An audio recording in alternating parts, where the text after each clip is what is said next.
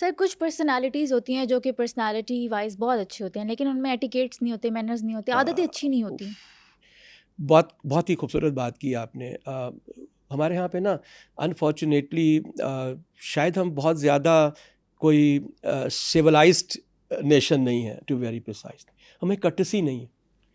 How many people से thank you, how many people से जो सॉरी।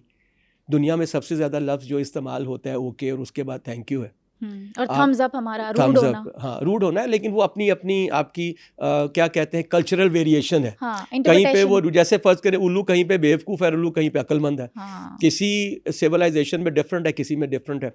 तो इस तरह से जो आप बात कर रही हो ना कि हम जो रूड है, मैनर्स नहीं है, उसकी एक बहुत बड़ी वजह है ये जो हमारा बच्चों का पहला 5 साल है ना, 5 years, दुनिया में कहीं इसको एलिमेंट्री कहते हैं ना, उसके बाद मिडल आता है, फिर हाई स्कूल आता है।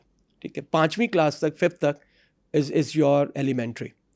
फिर आपके पास 6 to 8 आपके पास जो है मिडल है, और फिर 9 से 12 जो है वो आपका हाई स्कूल।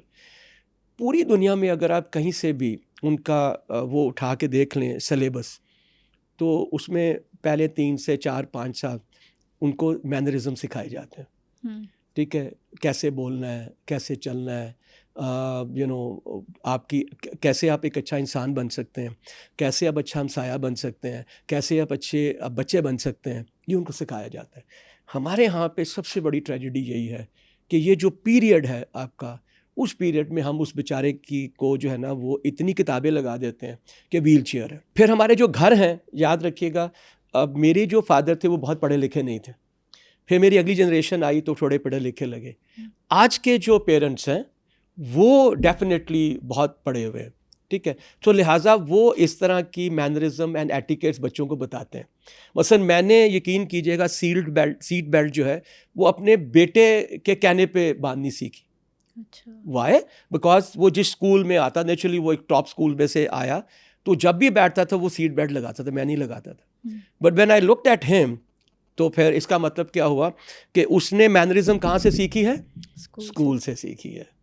लेकिन प्रॉब्लम यह है कि याद रखिएगा कि इस वक्त टोटल जो आपके पास स्कूल्स अवेलेबल हैं उनमें से शायद लेस देन 10% है जो कि प्राइवेट है, बाकी तो सारे गवर्नमेंट है। तो गवर्नमेंट स्कूल में तो इस तरह से कोई नहीं सिखाएगा ना आपको।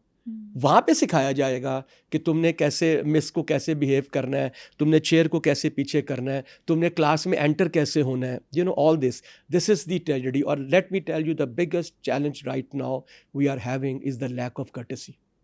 इसीलिए याद रखें कि इस वक्त बहुत सी हमारी जो लेबर बाहर जा रही है ना, उनको लोग पसंद नहीं कर रहे। अभी आपको पता होगा सऊदीया ने और यूएई गवर्नमेंट ने बाकायदा कहा है कि we don't want your HR resources. Why? Because they are having an attitude issue. सबसे बड़ी एटीट्यूड इशू क्या है? Courtesy. It is a courtesy that मैं अगर कहीं से पेट्रोल डलवा रहा हूँ तो मैं उसको थैंक यू तो करूँ। मैं कहीं पे वेटर आके मुझे यहाँ पे अगर कोई मुझे सर्व कर रहा है उसका मैं थैंक्स तो करूँ। और मैं आपको बता दूँ, वो जितना मर्जी अनपढ़ हो वो आपको रिस्पॉन्ड करेगा। एक ज़माने में मेरे पास गाड़ी नहीं थी तो मैं रिक्शे का इस्तेमाल करता था, तो जब मैं घर पहुँचता था तो मैंने उससे कहा थैंक यू। आपको पता है 5 में से 4 रिक्शा ड्राइवर ने कहा यू आर वेलकम। क्या बात है, चेंज ऑफ पैराडाइम है ना। मेरा तो ख्याल था इसको आता ही नहीं होगा, मैंने उसको अपनी तरफ से इनिशिएटिव लिया, उसने भी आगे से थैंक यू कहा। बड़े बनने का ख्वाब सबका होता है, लेकिन सोच ब्रांड वाली नहीं होती। देखिए, ब्रांड आप क्यों खरीदते हैं?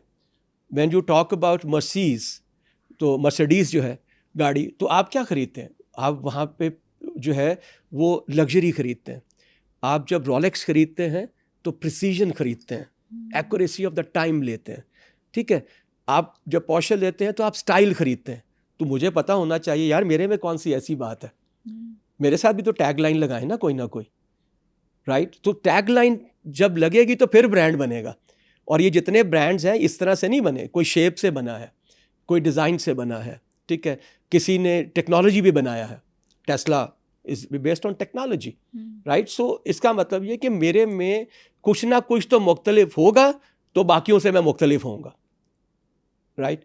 सो ब्रांड मैं तभी बनूंगा जिस वक्त मैं एज ए कंप्लीट पैकेज के तौर पे अपने आप को लूँगा और अपनी एक डिफ्रेंसिएशन क्रिएट करूँगा जो कि किसी और के पास नहीं होगी। एक ऐसी एडवांटेज।